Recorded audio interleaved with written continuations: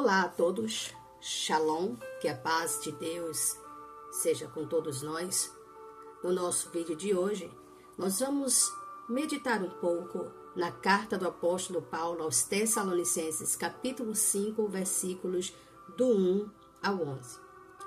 Vai ser necessário que eu leia verso por verso, isso com muita calma, mas no decorrer da leitura nós vamos meditando junto na palavra do Senhor, ou seja, juntos na palavra de Deus.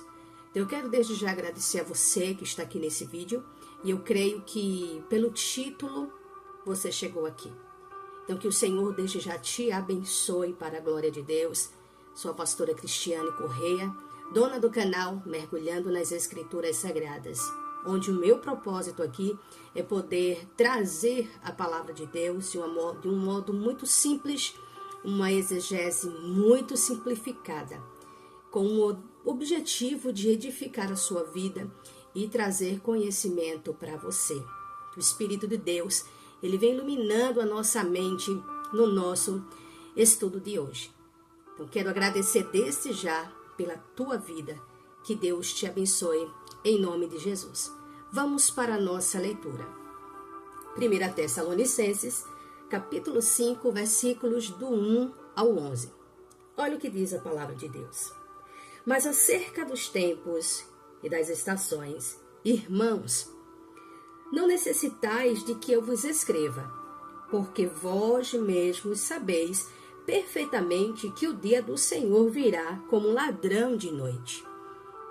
Quando Paulo escreve à igreja em Tessalônica, havia uma preocupação dos irmãos acerca da vinda do Senhor. Quando isso iria acontecer? Em que momento poderia acontecer? Nós sabemos bem que o próprio Jesus, antes de ser assunto aos céus, ainda diante dos discípulos, é questionado pelos mesmos acerca do seu reino. E eles questionam o Senhor em Atos dos Apóstolos, capítulo 1, a seguinte pergunta: Senhor, é este o tempo em que irás restituir o reino a Israel? Nós bem sabemos que Israel vivia na época ainda sob o domínio de Roma. E como Roma, na verdade, subjugava Israel. E para os cristãos, os conhecidos como da seita, os do caminho, eles estavam sofrendo muita perseguição por conta do evangelho, por conta dos ensinamentos do Senhor. Neste exato momento em que o Senhor agora, já ressurreto, antes de ser assunto ao céu, o próprio Senhor diz para eles o seguinte, responde para eles: não vos compete saber os tempos e as horas que o Pai estabeleceu pelo seu próprio poder. Então, nós percebemos bem que o Senhor, ele não nega o seu reino, apenas que não era necessário, ou seja, que não era, como é que eu posso falar, não era de competência deles saber os tempos e as horas que o Pai estabeleceu. O Senhor estabeleceu um tempo determinado para que o reino eterno de Cristo seja implantado ou implementado na terra. E aquele não era o momento. Embora o próprio mestre tenha deixado muito claro que ele vinha trazendo um reino espiritual para Israel. Mas diante da situação em que eles viviam, eles desejavam muito, pois esperavam o Messias, e as profecias fazia com que eu levava-os a crer que o reino seria de início um reino físico, um reino material. Mas Jesus veio antes de tudo trazendo o reino espiritual, o reino de Deus. Mas é promessa do reino eterno de Cristo, esse reino físico, esse reino terreno, ele é prometido pelo Senhor. Então, aquilo que o Senhor prometeu, literalmente, vai acontecer, assim como espiritualmente. Então, quando nós olhamos aqui agora, no contexto de Tessalônica, onde o próprio apóstolo Paulo, ele vem agora e esclarece mais uma vez para a igreja, para os irmãos de Tessalônica, que Porque vós mesmos sabeis perfeitamente que o dia do Senhor virá como ladrão de noite. Ou seja, os irmãos não precisavam saber quando esse dia iria chegar, tá? Por isso que ele disse: irmãos, não necessitais de que eu vos escreva, ou seja, acerca dos tempos e das estações.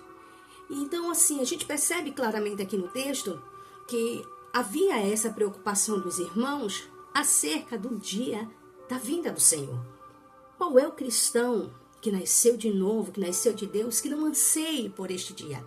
Todos nós que experimentamos o verdadeiro nascimento de Deus, ansiamos por isso, desejamos a vinda de Jesus. Só que o dia e a hora ninguém sabe, apenas temos a promessa de que ele retornará, de que ele virá para arrebatar o seu povo e assim vivermos eternamente com o Senhor. Então observemos bem como Paulo diz: porque vós mesmos sabeis perfeitamente que o dia do Senhor será como um ladrão de noite. Me foge agora a memória o livro, né, e o versículo, mas o Senhor, uma certa feita, falou a respeito que quando um ladrão ele vem roubar uma casa, ele não avisa para o dono da casa que vai assaltar a sua casa, simplesmente vem. Porque se ele avisasse ao proprietário, esse proprietário iria pôr fortificações na sua casa, iria reforçar, né, a vigilância da sua casa, e o ladrão nenhum quer isso. Então o ladrão ele não avisa quando vem. E Jesus faz essa comparação dizendo acerca da sua vinda também, que como um ladrão de noite o Senhor virá. E Paulo aqui agora fala para os irmãos que a vinda do Senhor será como um ladrão de noite. O ladrão não avisa quando vem, simplesmente são pegos os proprietários da casa de surpresa. Observemos bem o que ele continua falando no verso 3. Porque quando disserem paz e segurança, então repentina destruição virá sobre eles, como as dores de parto à mulher grávida, e não escaparão. O que acontece aqui? Quem são esses? Acerca de quem Paulo está falando aqui agora, quando ele diz assim: paz e segurança, então repentina destruição virá sobre eles. Quem são essas pessoas que Paulo aqui ele está se referindo? Esses aqui, eles ou essas pessoas que vão dizer paz, não está se referindo à igreja, mas se referindo àqueles que não têm o seu nome escrito no livro da vida e que estarão vivendo sob o governo do anticristo. Porque essa paz momentânea, essa falsa paz que haverá no governo do anticristo, não é uma paz que vai vir sobre a igreja, até porque é um assunto de outro vídeo. Embora alguns defendam, creiam que haverá, que a igreja não vai passar pela grande tribulação, que a igreja vai ser arrebatada antes disso, porque a grande tribulação é a ira de Deus. Então a igreja ela não vai receber a ira do Senhor, então o Senhor vai vir de forma oculta e vai levar a igreja. Assim é dessa forma que os pré-tribulacionistas creem e pregam. Só que não há nenhum texto bíblico que dê sustentabilidade para um arrebatamento secreto. Nem dá sustentabilidade, nem de forma direta nem indireta, e nem dá ideia disso. Não dá essa ideia de que haverá um arrebatamento secreto. Mas o que eu quero falar aqui, para não ficar um vídeo muito longo, é que, primeiro, haverá um período de paz universal. E essa paz será implementada no governo do anticristo. O anticristo ele virá num período de muito caos. E ele vai trazer soluções. Ele vai trazer, ele vai resolver situações que, humanamente falando, né, é impossível ser resolvido. Mas o anticristo ele vai fazer isso, tá? Ele vai vir e ele vai implementar o seu governo, que vai ser um governo de paz, um governo onde ele vai ter sucesso durante seu governo. Mas quem vai sofrer nesse período não são os que estarão sob o governo do anticristo, mas a igreja do Senhor. Aqueles que realmente foram lavados e remidos no sangue do Cordeiro. Embora você possa dizer assim, mas eu não acredito nisso. Como é que o Senhor vai permitir que a sua igreja seja perseguida pelo anticristo? Se nós observarmos bem, uma certa feita, o apóstolo João, ele escrevendo na sua epístola, ele falou a respeito que muitos já se têm feito anticristo. Ou seja, ao longo da história, muitos se levantaram sendo usados pelo espírito do anticristo e perseguido a igreja do Senhor, perseguido aqueles que pertencem a Jesus, aqueles que professam a fé e que de fato são discípulos do Senhor. Homens que se levantaram na história, que surgiram na história, que eram cruéis, que eram malignos e que ao longo dos seus governos perseguiram, torturaram, lançaram cristãos em fornalha, lançaram cristãos em arena. Vimos na história aí, a história do Coliseu, como os cristãos eram tratados, lançados em arena para serem devorados por leões, servindo de distração, de alegria para aqueles que tinham prazer em ver cristãos sofrendo. Então, se ao longo da história, ao longo do crescimento da igreja, nós conseguimos ver isso na história da igreja, perseguição ao povo de Deus, por que que a igreja, eu vou usar esse termo século XXI, tá? É só um termo. Por que a igreja do século XXI, ela não vai encarar o governo do anticristo? Então, assim, eu sei que tem muitas pessoas que acreditam que a igreja vai ser arrebatada antes, que Deus não vai permitir que o Senhor não vai permitir que a igreja passe por essa situação. Mas seríamos nós melhores que a igreja do passado? Os irmãos, os cristãos que sofreram naquela época? Principalmente essa geração que eu acredito particularmente que é a pior geração. Por que eu digo a pior? Nós olhamos e vemos jovens mimados, cristãos que todo não me toque, não reclame. Quando se trata de doutrina, quando vem falando de santidade, pregando contra o pecado, eu não estou falando do mundo, eu estou falando daqueles que se dizem cristãos. A palavra, quando ela é pregada, incomoda até pessoas que são crentes, que dizem serem crentes. Então, para mim, a meu ver, não somos melhores que a igreja do passado em nada. Se a gente olhar a igreja do primeiro século, aquela igreja que Pedro estava ali pregando e aproximadamente 5.000 pessoas se converteram e mais na frente mais 3.000 vieram e assim foi a obra de Deus crescendo. A Bíblia é muito clara em nos revelar que nesse período a Bíblia vai dar muita ênfase a isso, os escritores do Novo Testamento. A gente ali vê Lucas falando em Atos dos Apóstolos que a igreja crescia, a igreja era perseguida. Pedro e Tiago foram presos por Herodes. Herodes matou Tiago a fio da espada, colocou Pedro na prisão e viu que a morte de Tiago agradou a muitos que perseguiam a igreja, que perseguiam aos do caminho, aqueles que seguiam a vontade, faziam a vontade de Jesus Cristo, pregavam a sua palavra. Vendo que agradou as pessoas, o plano era, no dia seguinte, matar Pedro. Já que o dia que ele queria matar era Páscoa, então ele não ia chegar e matar. Tá corrigindo. Era uma das festas. E, como era uma festa, ele se reservou. Então, mas estava decidido a matar Pedro. O Senhor enviou o anjo e livra Pedro da prisão. Então, nós percebemos, através da palavra de Deus, que a igreja passou por momentos difíceis. E em meio, sob fortes ataques do inimigo, a igreja estava crescendo. Todo momento, o espírito do anticristo estava agindo, usando pessoas para parar os servos de Deus, porque ele não tem o poder de parar a Deus.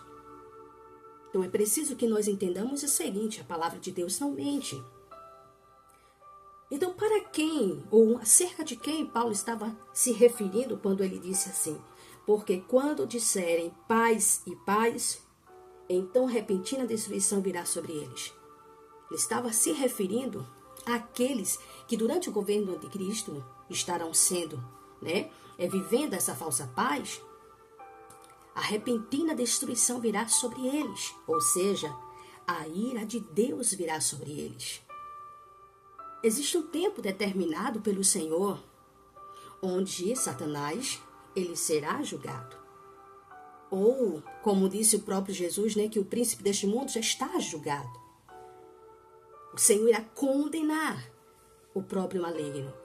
Então, a sua vinda, ela é certa.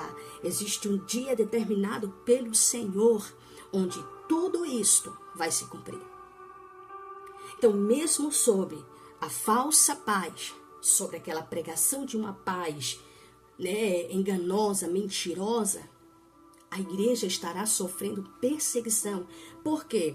Porque a igreja ela não vai se submeter ao governo do anticristo. A igreja não vai... falando aqui a igreja, estou falando a igreja lavada e remida no sangue de Jesus. Ok?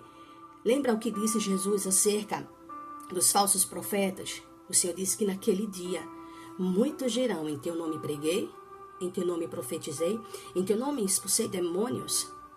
O que o Senhor dirá a essas pessoas? Apartai-vos de mim, malditos, que eu não vos conheço. Então a gente percebe que há pessoas que estão no nosso meio, que pregam, profetizam, revelam, faz tudo isso. Mas naquele grande dia serão lançados no largo de fogo e enxofre. Serão condenados. Por quê? Porque como os próprios ímpios não têm o seu nome escrito no livro da vida. Não pense porque prega, profetiza, traz revelações, revela CPF, revela identidade, revela nome de rua, CEP. É o profeta, é de Deus. Cuidado, não se engane. Jesus disse que pelo fruto nós conheceremos as árvores. Então, se eu vou julgar quem vive dessa maneira, faço isso pela palavra. Então, aqueles que se dizem, eu sou profeta, eu trago revelação, eu sou pastor, eu sou isso. Então, acredite em uma coisa, a palavra de Deus, ela não mente. Muitas pessoas estão se enganando, pensando, tá aí, vai. Não, mas Deus mandou eu falar, Deus mandou eu profetizar. Preste atenção numa coisa aqui.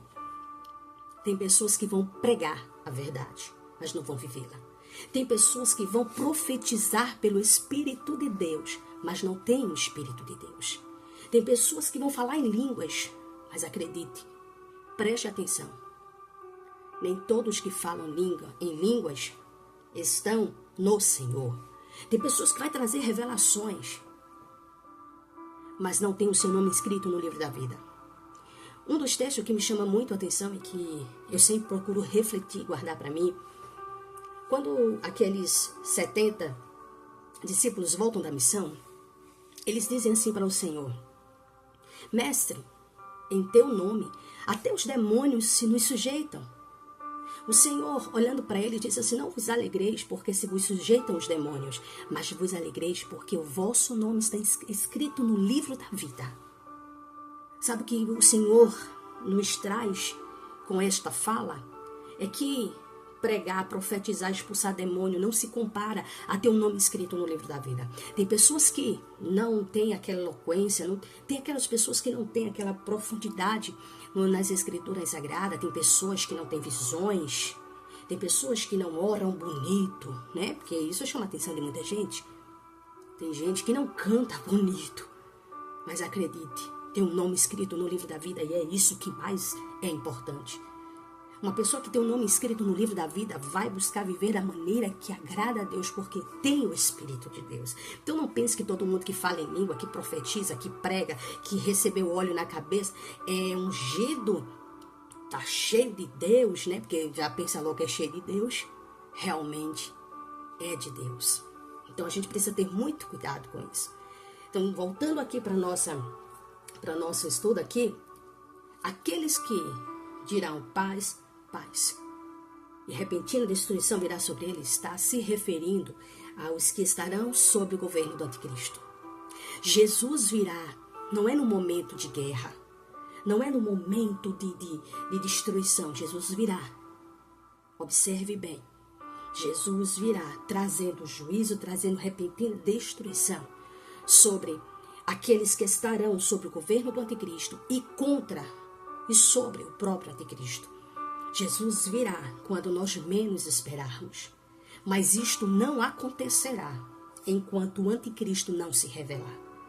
Quando Paulo escreve na sua segunda carta aos Tessalonicenses também, no capítulo 2, Paulo deixa claro também aos irmãos que eles não ficassem preocupados. Ele disse assim, olha, referente ou sobre a vinda do Senhor, sobre o dia do Senhor, não se preocupem. Ou não fiquem preocupados com relação a isso, porque não vai acontecer sem que antes venha a apostasia e se revele o filho da perdição, o homem do pecado.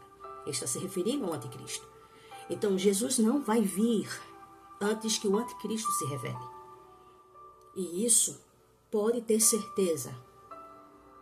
Ainda que muitas pessoas tentem negar essa realidade que a Bíblia está mostrando, Jesus só vai vir para buscar o seu povo, para trazer o seu reino eterno para a terra, depois que o anticristo se revelar.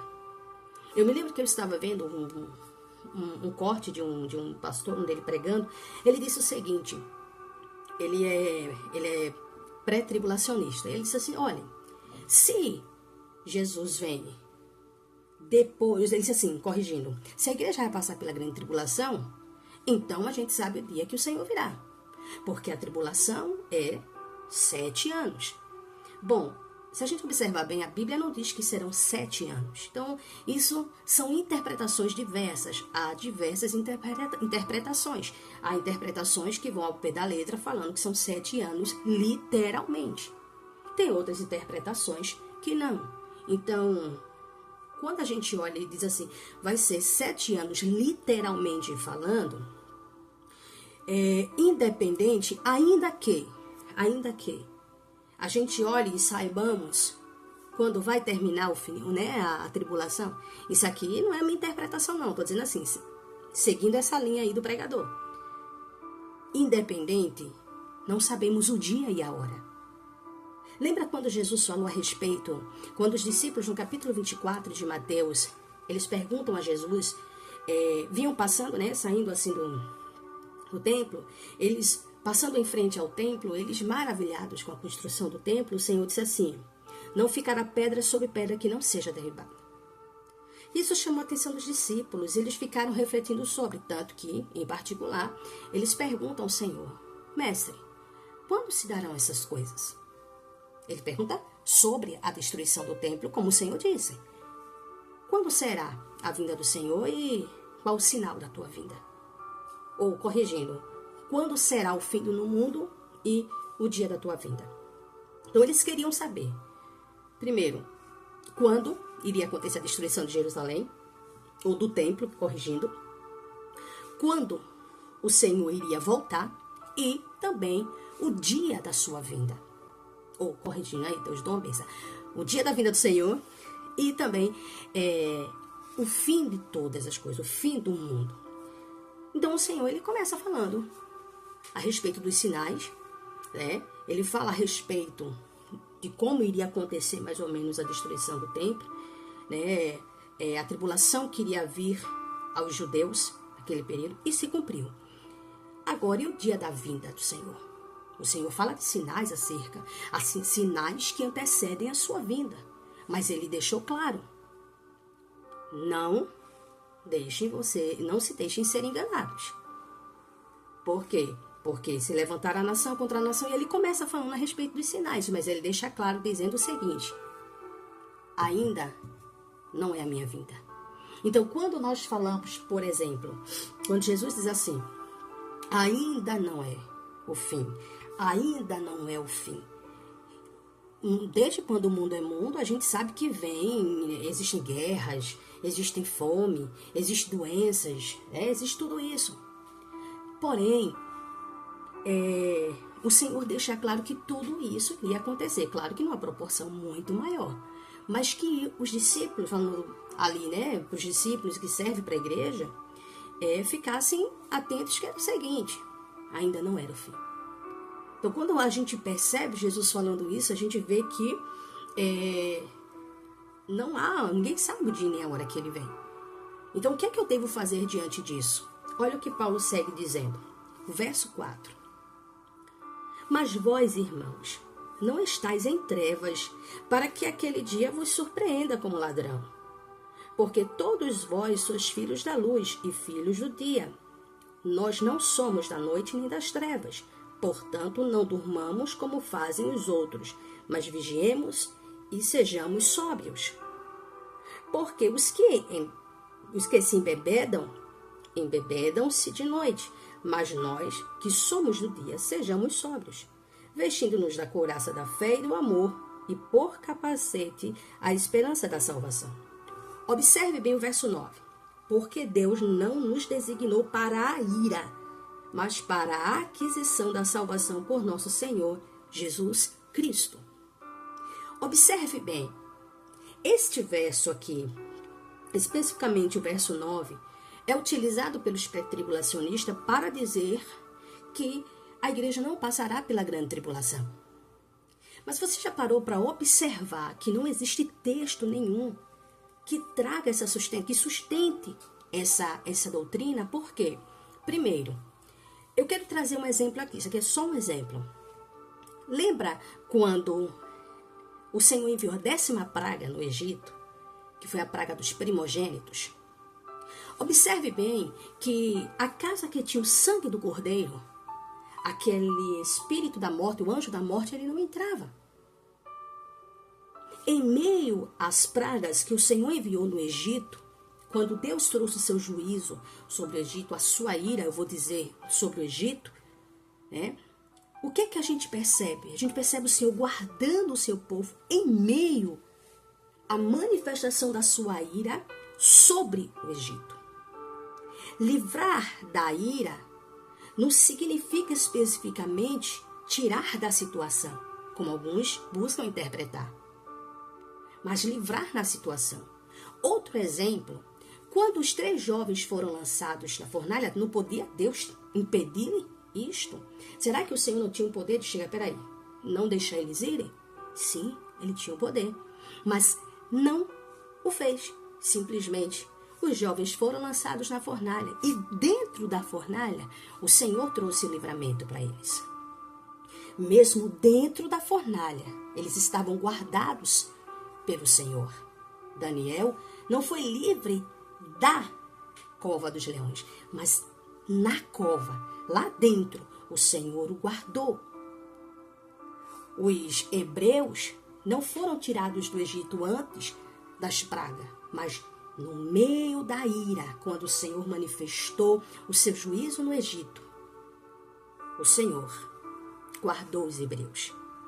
Quando o Senhor mandou o dilúvio, o Senhor não livrou Noé do dilúvio, mas livrou Noé no dilúvio. A arca serviu para proteger Noé e sua família. Observe bem que quando as águas do dilúvio vêm, leva-se os que estavam fora. Ou seja, o dilúvio foi o juízo de Deus também vindo sobre as pessoas daquela geração, que infelizmente viviam na escravidão do pecado, e Deus se arrependeu de ter feito o homem e trouxe o dilúvio. Mas quando o Senhor ele decide trazer o dilúvio, ele vê Noé, e ele vem e fala com Noé das instruções de Noé, como você conhece. Observe que em meio ao dilúvio, o Senhor estava guardando Noé e sua família. Por que é que na grande tribulação o Senhor não vai guardar a sua igreja quando a sua ira for derramada? Porque a ira dele vai ser derramada. Mas nós não fomos destinados para receber a ira de Deus. Você está observando? Você está entendendo aqui essa palavra? Louvado seja Deus. A ira de Deus vai ser derramada contra os ímpios, derramada contra aqueles que não têm o seu nome escrito no livro da vida. Aqueles que decidiram não se apegar ao amor a Deus, à verdade, optando por viver na mentira e assim seguir a mentira, como está escrito em 2 Tessalonicenses, capítulo 2. Outra coisa a mais, livrar da ira não é tirar da grande tribulação, mas quando a ira de Deus vem, vai vir sobre aqueles que haviam ou que viviam ou vivem na prática do pecado e não se arrependeram dos seus pecados. E vou ressaltar até aqui para vocês. Há um texto no livro de Ezequiel que, quando o Senhor ele fala com um homem vestido de linho, ele diz assim para este homem: vai e marca na fronte todos aqueles que sofrem por causa das abominações de Jerusalém. A este o Senhor deu ordem para que ele fosse e marcasse. Em seguida, ele chama outros e diz assim: agora vocês vão com suas armas destruidoras e destruam a todos que não têm a marca. Preste atenção numa coisa, estamos falando de Deus. Ele não perde o controle. No dia em que Deus derramar a sua ira sobre a terra, a igreja vai estar aqui, mas a ira de Deus vai cair sobre os ímpios. Eu sei que você pode achar isso um absurdo. Diz, não, é um absurdo isso. Por que Deus ele não vai tirar antes? Eu acredito numa coisa, eu creio no que está escrito na palavra de Deus. E que também, historicamente, a gente não vê. Se não me foge a memória, essa doutrina, né, do arrebatamento secreto, ela surgiu num século muito próximo, tá? No século muito próximo. Então, assim, eu vou deixar aqui no vídeo, né, o século, né, o ano, tudo certinho para você entender e você também pesquisar a respeito disso. Então, é um ensinamento, né, o arrebatamento secreto, a igreja vai ser tirada antes. Não existe nenhum texto bíblico sobre isso. Mas a gente vê, primeiro, o Senhor deixa claro em Mateus 24, versículo 29, 30 e 31, que após a tribulação daqueles dias, ele volta, ele vem. Após a tribulação daqueles dias. Então, haverá esse período de tribulação. E o Senhor virá após a grande tribulação. E a Bíblia é clara em dizer em Mateus 24, versículo 30, que o Senhor enviará os seus anjos para reunir os seus eleitos. Eu vi uma interpretação também de um pastor, onde ele pega esse texto e ele diz assim, olha, aqui não está falando da igreja, aqui está falando dos santos, não está falando da igreja. Então, o termo santos, filhos, eleitos, está se referindo à igreja também. Quando Paulo escreve a sua carta, Paulo não está escrevendo a igreja em Jerusalém, ele está falando aos gentios. E nós somos gentios, nós somos a igreja gentílica também. Então, nós que compomos o corpo de Cristo, somos membros do corpo de Cristo, existem os judeus e existem, né, o que a gente chama de gentios, que são as pessoas das outras nações. Se eu digo que, aqui em Mateus 24, que ali não está se referindo à igreja, mas aos judeus, e Paulo que escreve a igreja gentílica, a igreja que é composta por outras nações. Então, Paulo não está falando, escrevendo para os judeus. Ele está falando aqui, por exemplo, está falando aos Tessalonicenses. Paulo fala aos coríntios também acerca da vinda do Senhor. Então, assim, é muito importante a gente entender isso. Eu não posso pegar um texto isolado. Eu preciso levar em consideração o contexto para fazer uma interpretação fiel. O mais fiel possível. Porque a gente não consegue, como é que eu posso falar, trazer uma interpretação 100% exata. Porque a gente tem somos falíveis de errar. E nós precisamos levar em consideração o contexto da mensagem, né, do versículo escolhido para ser citado. Observe bem, aqui no verso 9, Paulo deixa claro que porque Deus não nos designou para a ira. Nós não fomos designados para vivenciar a ira de Deus. Para vivenciar o quê? Para ser aplicado em nós a ira de Deus. Mas ele diz assim, mas para a aquisição. Ele está dizendo assim, para a aquisição da salvação por meio de Cristo, nosso Senhor Jesus. Né? Então, observe o que ele diz. Porque Deus não nos designou para a ira, mas para a aquisição da salvação. Ele está dizendo assim, falando claramente para os irmãos em Tessalônica, dizendo assim, olha, nós, a igreja de Jesus, todo aquele que nasceu de novo, todo aquele que foi lavado e remido no sangue de Jesus, ele foi designado por Deus para viver a salvação em Cristo Jesus. Então a ira de Deus não é para nós, a ira de Deus é para os ímpios. O verso 10 e o 11 que nós vamos encerrar aqui agora, ele diz assim, olha aqui. No verso 10 ele diz, deixa eu voltar aqui a leitura no verso 9. Porque Deus não nos designou para a ira, mas para a aquisição da salvação por nosso Senhor Jesus Cristo, que morreu por nós. E ele diz mais, quer durmamos, vivamos juntamente com ele. Pelo que consolai-vos uns aos outros e edificai-vos uns aos outros, como também o fazeis. Você consegue perceber claramente, que eu quero até fazer uma observação aqui, neste versículo 10, quando ele diz assim, para que quer vigiemos, quer durmamos, vivamos juntamente com ele.